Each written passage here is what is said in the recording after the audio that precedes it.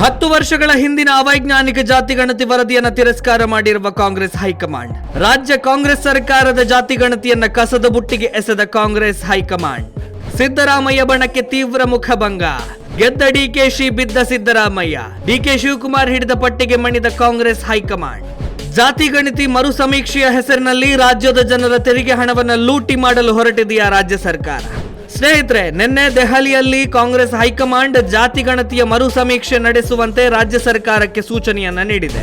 ಹಳೆಯ ವರದಿಯನ್ನು ಅಂಗೀಕಾರ ಮಾಡ್ತೇವೆ, ಆದರೆ ಅಂಕಿಅಂಶಗಳನ್ನು ಪರಿಷ್ಕರಿಸಲು ಮರು ಸಮೀಕ್ಷೆ ನಡೆಸಲಾಗುವುದು ಎಂದು ಮುಖ್ಯಮಂತ್ರಿ ಸಿದ್ದರಾಮಯ್ಯ ತಿಳಿಸಿದ್ದಾರೆ. ಮರು ಸಮೀಕ್ಷೆಯ ವರದಿ ಇರುವಾಗ ಹಳೆಯ ವರದಿಯ ಅಗತ್ಯವಾದರೂ ಏನಿದೆ? ಹಾಗಾಗಿ ರಾಜ್ಯ ಕಾಂಗ್ರೆಸ್ನ 10 ವರ್ಷಗಳ ಹಿಂದಿನ ಜಾತಿಗಣತಿ ವರದಿಯನ್ನ ಹೈಕಮಾಂಡ್ ಕಸದ ಬುಟ್ಟಿಗೆ ಎಸೆದಂತಾಗಿದೆ.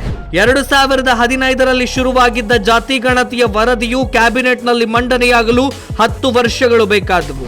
ಕಳೆದ ಏಪ್ರಿಲ್ 11ರಂದು ಕಾಂಗ್ರೆಸ್ ಸರ್ಕಾರ ಜಾತಿಗಣತಿಯನ್ನ ಸಚಿವ ಸಂಪುಟ ಸಭೆಯಲ್ಲಿ ಮಂಡನೆ ಮಾಡಿತ್ತು.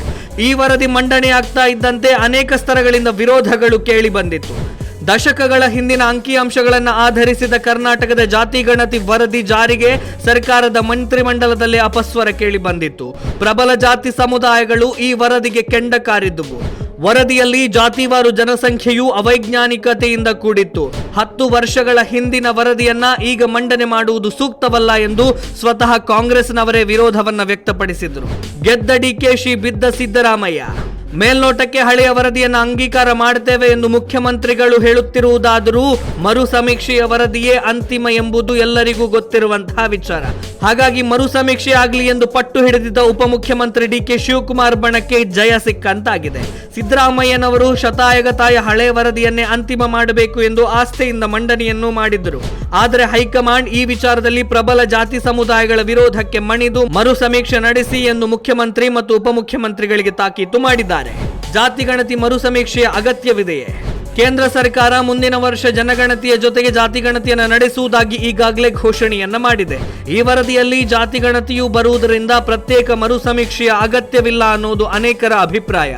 ಕೇಂದ್ರ ಸರ್ಕಾರ ನಡೆಸುವ ಜನಗಣತಿಯ ಜೊತೆಗಿರುವ ಜಾತಿಗಣತಿಯನ್ನೇ ಮಾನದಂಡವನ್ನಾಗಿ ತೆಗೆದುಕೊಳ್ಳಬೇಕು. ಆಗ ಯಾವ ಗೊಂದಲಕ್ಕೂ ಆಸ್ಪದವಿರುವುದಿಲ್ಲ. ಮರು ಸಮೀಕ್ಷೆಯ ಹೆಸರಿನಲ್ಲಿ ರಾಜ್ಯದ ತೆರಿಗೆ ಹಣ ಲೂಟಿ.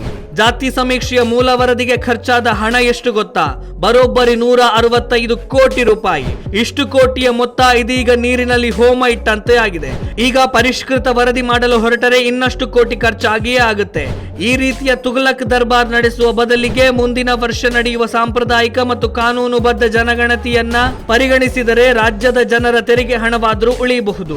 ಅಷ್ಟಕ್ಕೂ ಈಗಾಗಲೇ ಕೇಂದ್ರ ಸರ್ಕಾರ ಜನಗಣತಿಯ ಜೊತೆಗೆ ಜಾತಿಗಣತಿಯನ್ನು ನಡೆಸ್ತೇವೆ ಅಂತ ಘೋಷಣೆ ಮಾಡಿರುವಾಗ ಈ ರೀತಿಯ ಜನರ ತೆರಿಗೆ ಹಣವನ್ನ ಪೋಲು ಮಾಡುವುದು ಎಷ್ಟು ಸರಿ ಅನ್ನೋದು ಬಹಳ ಜನರ ಪ್ರಶ್ನೆ.